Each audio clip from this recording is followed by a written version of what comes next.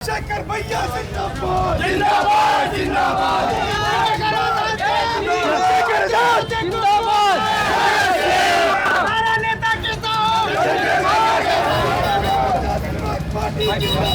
नगीना हर बार एक नए किरदार को गढ़ती है खुद को संवारने के लिए। हमने ये समर्थन संघर्ष करके हासिल किया। महिलाओं से जब हमने बात की तो उन्होंने कहा कि हमको अब ज्यादा सुरक्षित फील होता है। तो जैसे हाथरस में होता है सरेआम उत्तर प्रदेश में मुझे मारने की धमकी दी जाती है। पिछड़ों के ऊपर किसानों के ऊपर लाठी लेके घूम रही है कि हम लोग जानवर है क्या इनकाउंटर से न्याय होगा, न्यायपालिका बंद करवा दी जाए। मायावती या बीएसपी उत्तर प्रदेश में कमजोर हो रही है और कई लोग खास करके युवा आपको उसके विकल्प के तौर पर देखते हैं। ये वो बेचारी अभी बहुत राजनीतिक रूप से कमजोर हो गई, उनसे क्या मुकाबला करें, उनका क्या अल्टरनेट बने। कभी बहन जी से बात होती है आपकी, तो यहाँ आप किससे अपना मुकाबला देखते हैं?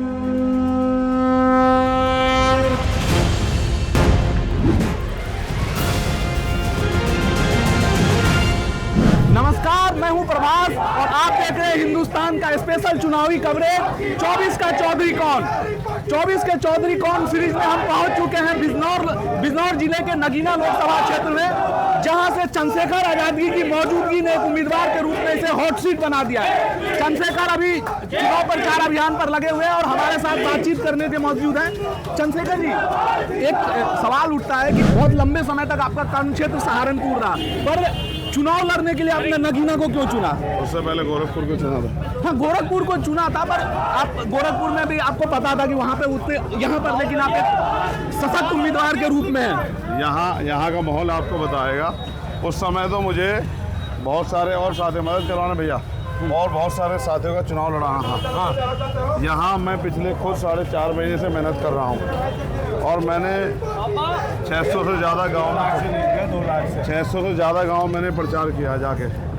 और मेरी अपील का उदाहरण खतौली है कि जब मैं दूसरों के लिए वोट मांगता हूँ तो 3 बार हारी हुई सीट जो है 22,500 जीतते हैं, और जब मैं खुद मांग रहा हूँ अपने लिए, भैया उसका ठीक हो भैया बैठो काम कर लो, फिर जब मैं खुद मांग रहा हूँ तो फिर किस तरह के हालात होंगे ये आप आपके सामने है। हमने मेहनत की है क्षेत्र में चुनाव लड़ने के लिए जरूरी चीज़ें हैं, बूथ कमेटी और सेक्टर कमेटी, विधानसभा कमेटी तैयार की है। लगातार हमने जनसंपर्क किया है, लगातार हमने जो है जातियों बटे समाज को भाईचारे में जो है एकजुट करने का काम किया है। और आज कोई ऐसी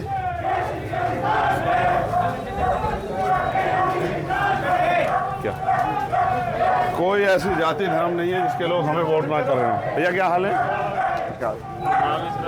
अच्छा नमस्कार भैया, क्या हाल है? हाँ, तो हमने ये समर्थन संघर्ष करके हासिल किया है और बुनियादी मुद्दे जो यहाँ हैं हमने उनको हाईलाइट किया है, लोगों को विश्वास दिलाया कि हम इन मुद्दों पे काम करेंगे। और आज हालात क्या है?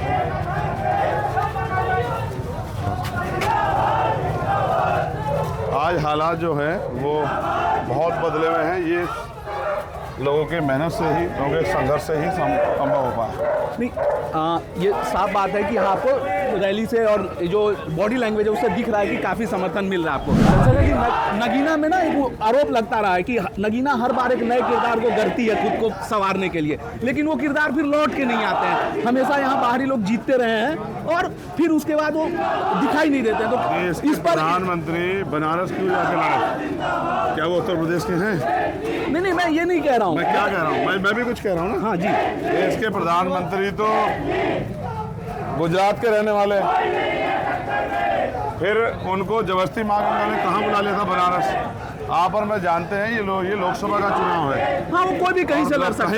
फिर बाहरी और अंदरूनी का तो सवाल ही नहीं बचा। नहीं, तो जनता तय करेगी। नहीं चंद्रशेखर जी, मैं ये नहीं कह रहा हूँ कि आप बाहरी हैं, मैं ये कह रहा हूँ कि यहाँ के लोगों को हमेशा बाहर से आके आपको है जितने भी आप एंटर में सब। अच्छा ठीक है, सब ये प्यार करने वाले लोग। ठीक है, ठीक बात है। चंद्रशेखर जी, क्या इस जो आप कह रहे हैं कि मैं यहाँ काफी दिनों से हूँ और मैं यहाँ के मुद्दों को जानता हूँ, तो आपको क्या तो आपको आ जाओ नीचे ये तो सेविंग में अधूरी होगी। सेविंग भी तो सेविंग करवा लो। सेविंग करवा लो तो सेविंग अधूरी छूट तो गई है। आपको क्या लग रहा है कि यहाँ के प्रमुख मुद्दे क्या हैं? क्या क्या है कि अगर आपको जनता आप देश चुन के कहीं भी चले जाओ, सबसे बड़ा मुद्दा भाई देश का जो सबसे बड़ा मुद्दा है वो बेरोजगारी है जी बेरोजगारी और महंगाई। ठीक है। देश के दो बड़े मुद्दे हैं और वो हर जगह की समस्या है। उसके साथ साथ जिस तरह से कानून व्यवस्था खराब हो चुकी है, अभी पुलिस की भर्ती आई और पेपर लीक हो गया। अभी पुलिस की भर्ती आई, आपके और हमारे सामने बड़े बड़े दावे सरकार के लोगों ने किए कि हम इतनी नौकरी दे रहे हैं, चुनाव से पहले हम इतनी नौकरी दे रहे हैं, लेकिन परिणाम क्या हुआ? परिणाम ये हुआ पेपर लीक हो कि गया। 400 बच्चे 400 रुपये पर बच्चे से लिया गया और जिस दिन 400 रुपये पर बच्चे से लिए गए और जब मैं 4 महीने मेहनत करके बच्चे पेपर देने पहुंचे और पेपर दे के निकले तो उनको पता लगा पेपर लीक हो गया। आज भी रेप हत्याएं उत्तर प्रदेश में कॉमन बात है। यहाँ बाढ़ की समस्या है, किसानों की फसल बाढ़ बहा ले जाती है। यहाँ खो की समस्या है, उनके घर तक बह जाते हैं, कोई मुआवजा नहीं मिलता है। यहाँ गन्ना मिल की समस्या है कि समय भुगतान नहीं होता।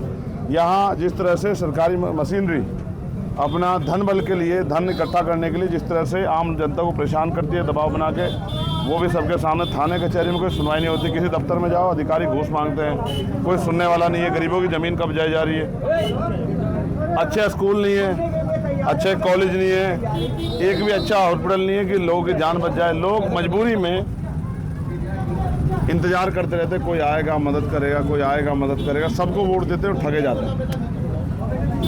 जैसे आप कानून व्यवस्था का सवाल उठा रहे हैं, ठीक है, हम भी हम 1 अप्रैल से घूम रहे हैं बागपत कैराना, शामली, मुजफ्फरनगर, सहारनपुर होते हुए हम बिजनौर और फिर नगीना हैं। लेकिन ज़्यादातर जगहों पे जो लोगों ने बताया कि 2012 से 17 की तुलना में जो कानून व्यवस्था की स्थिति है काफ़ी सुधरी है। खास करके महिलाओं से जब हमने बात की तो उन्होंने कहा कि हमको अब ज़्यादा सुरक्षित फील होता है। तो जैसे हाथरस में होता है, नहीं वो ठीक है, घटना है, इसमें मेरा कोई पक्ष नहीं है।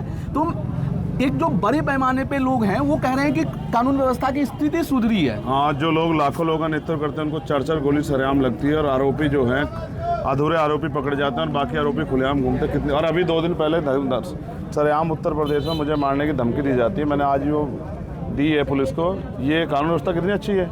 नहीं, मैं नहीं चंद्रशेखर जी कह रहा हूँ, तो मैं जनता का ओपिनियन मैंने बताया ना कि यहाँ ओपिनियन आप नगीना का सुन लीजिए, नगीना के लोगों से पूछो, आप बता देंगे नगीना में क्या हाल है।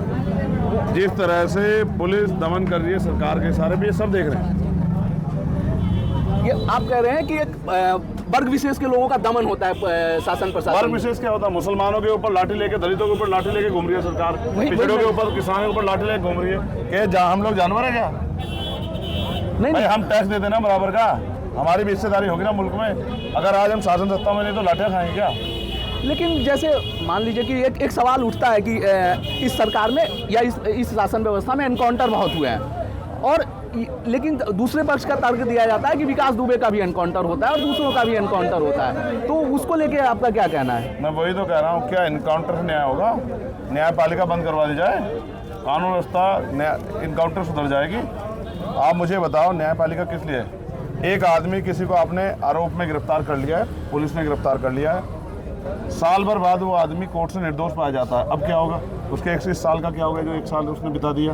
मैं आपसे कह रहा हूँ, न्यायपालिका क्यों है कि जिसने भी अपराध किया है कानून वो न्यायपालिका में तय होगा, उसका अपराध कितना उतनी उसको सजा मिलेगी। इनकाउंटर हल है क्या? आप मुझे बताओ। नहीं, किसी भी सब समाज में। तो फिर आप खुशी से कह रहे थे ना कि इनकाउंटर हो रहे हैं। नहीं, मैं खुशी से नहीं कह रहा हूँ, मैं दोनों पक्षों इसको की अच्छा बात- मानते हो आप? किसी के घर पे बुलडोजर चला देना, भाई जब तक कोर्ट में दोष सिद्ध नहीं होता तब तक तो आरोपी होता है, अपराधी थोड़ा होता है। नहीं, जब तक न्यायालय से जब तक न्यायालय सिद्ध नहीं होता, फिर उसके घर बुलडोजर चलाने वाले आप कौन होते हैं? सरकार न्याय बुलडोजर से कर रही है, सरकार न्याय ग्याल गोली से कर रही है। और फिर मैं कह रहा हूँ, ये मुसलमानों को डराकर हिंदुओं को इकट्ठा करके, और वो भी चुनाव हिंदुओं को इकट्ठा करके वोट लेने की राजनीति है। वरना आप और मैं जानते हैं कि ये देश सदियों से रहा और किस तरह से भाईचारे के साथ इस देश की आज़ादी की लड़ाई सब जाति धर्मों के लोगों ने लड़ी। और मैं तो जहाँ से आता हूँ वहाँ से इतनी मजबूत लड़ाई लड़ी गई कि अंग्रेजों के पैर उखड़ गए। मैं देवबंद सहारनपुर की धरती से आता हूँ।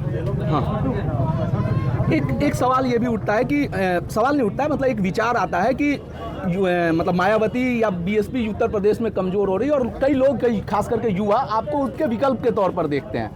और उन्होंने भी अपना पहला चुनाव बिजनौर से लड़ा था। नहीं, चुनाव उन्होंने कहीं लड़े, जीते हुए बिजनौर से। हाँ,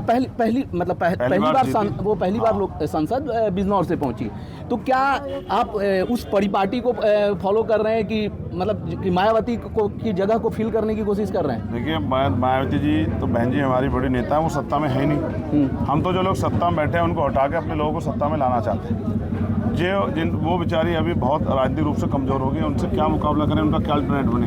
आप ये बताओ, क्या दलित समाज का व्यक्ति दलितों का नेता हो सकता है?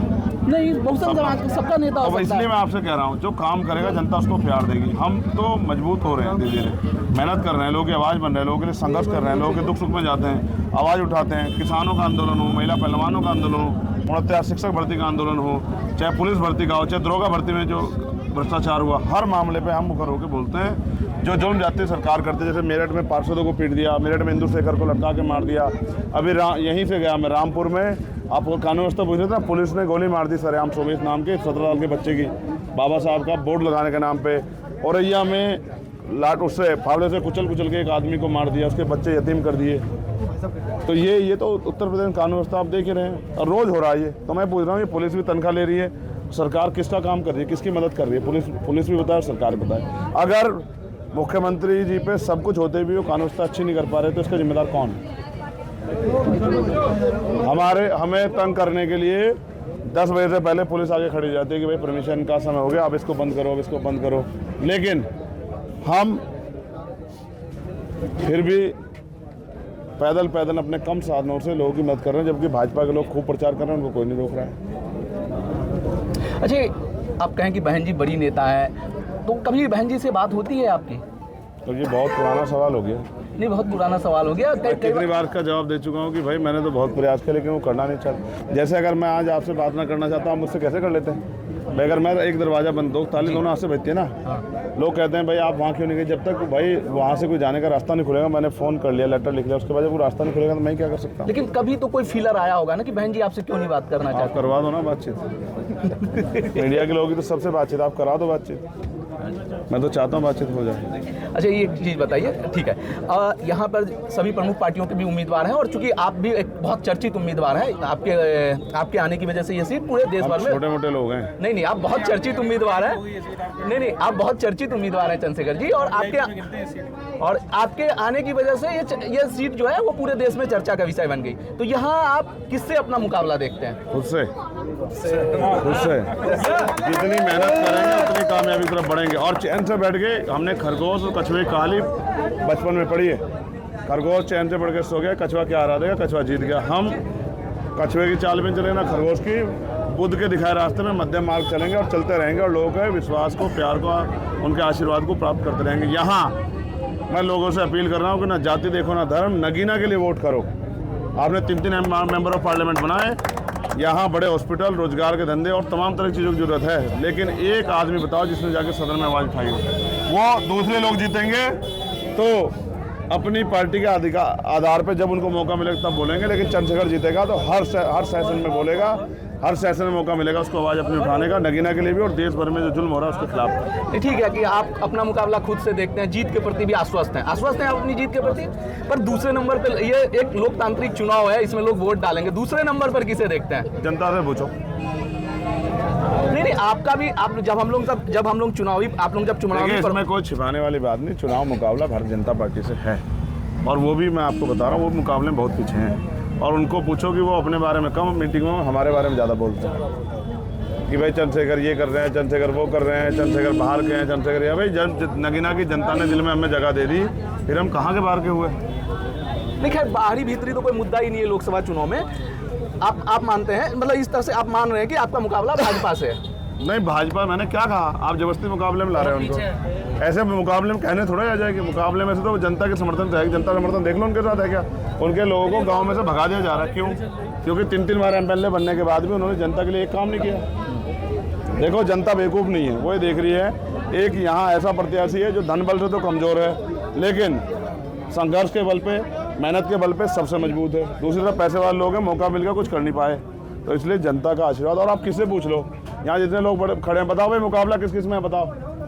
भारतीय जनता पार्टी से है लेकिन बहुत पीछे। तो तीसरे चौथे को वोट देके वोट तो नहीं खराब करने वाले।